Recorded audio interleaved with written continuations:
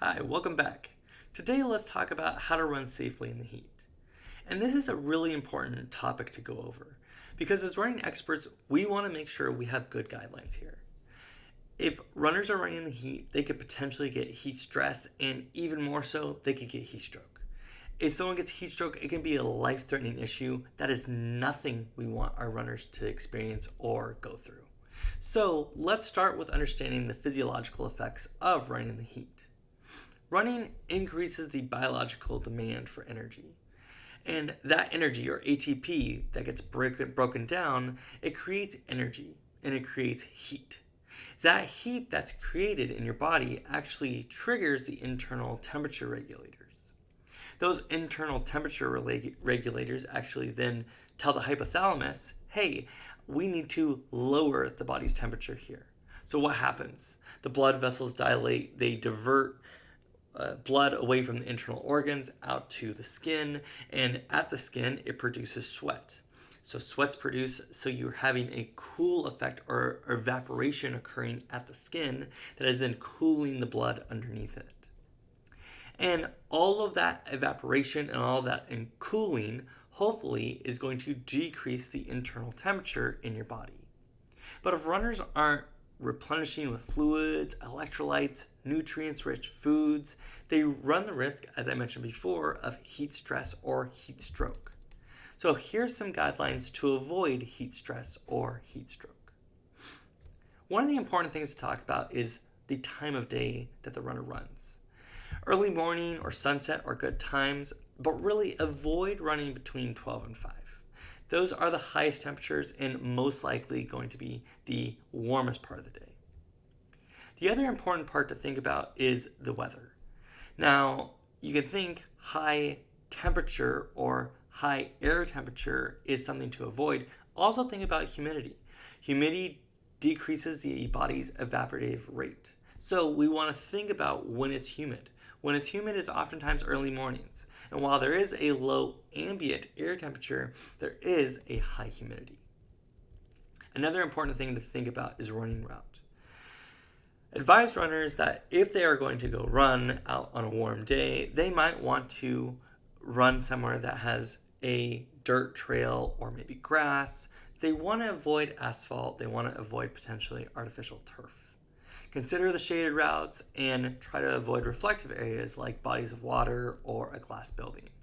Again, this route is really important. If you're going to go run on the asphalt in Phoenix in 115-degree weather, it may not be suitable for running. Another thing to think about is physical intensity. How hard you're running obviously is going to depend on how much energy and how much heat is created within your body. So if you're going to run as hard as possible at the hottest time of the day, that might be a lot of stress on your body.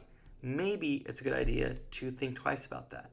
When advising runners, we want to make sure we're telling them to run a moderate or lower to moderate amount of intensity if it is a warmer day or if they need to run in hot temperatures. Hydration guidelines are really important.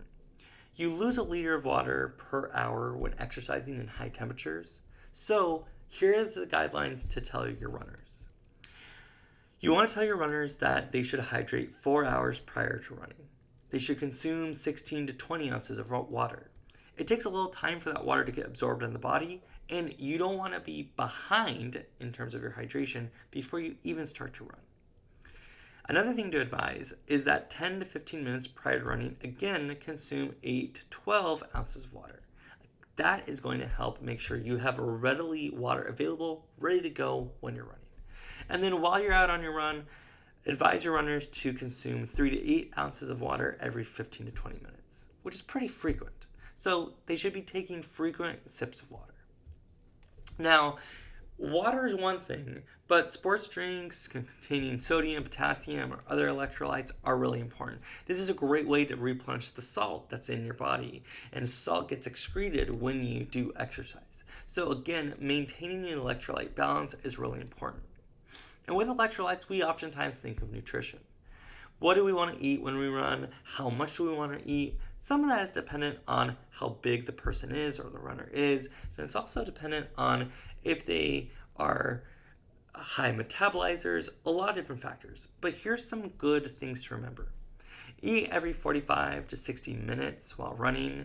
You can think of it as simple as selecting carbohydrates or glucose-rich foods, like a banana would be a good example, or an energy bar like a Cliff Bar or RX Bar. Those are not bars that I necessarily endorse. It is just the first thing that came to mind that could be good examples of an energy bar. Another thing to think about is advising on clothing. Choose breathable, moisture-wicking fabrics to keep cool. Some of these include polyester, nylon is another good one, and a hat. A hat to cover your face to keep you shaded from the sun is really important. But just as important as avoiding heat stress or heat stroke, sometimes patients and runners don't always follow our advice. So, again, what are some good ways to educate people to make sure they know the signs and symptoms of overheating?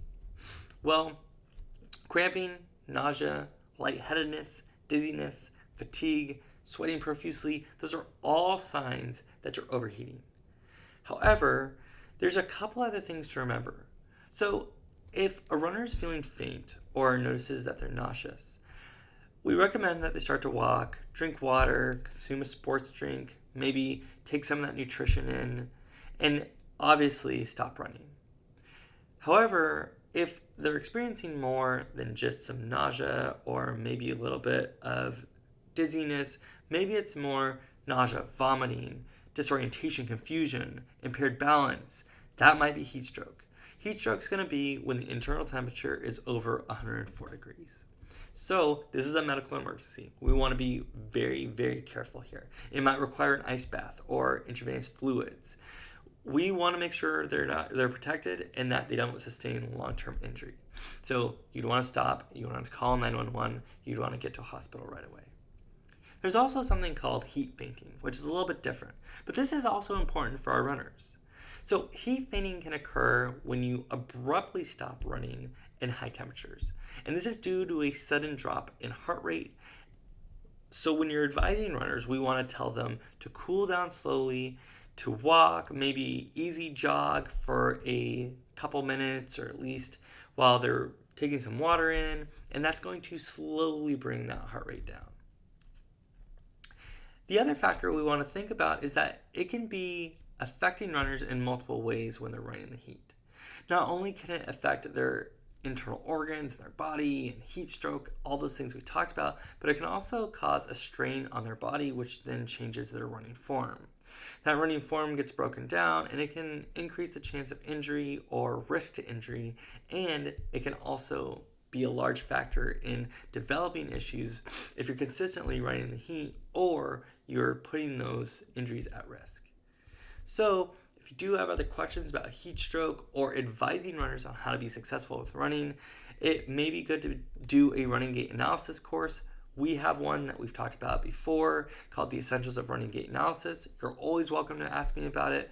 But until we talk next time, make sure to check out other content that we have or ask me any questions you might have. Until then, stay healthy and stay safe.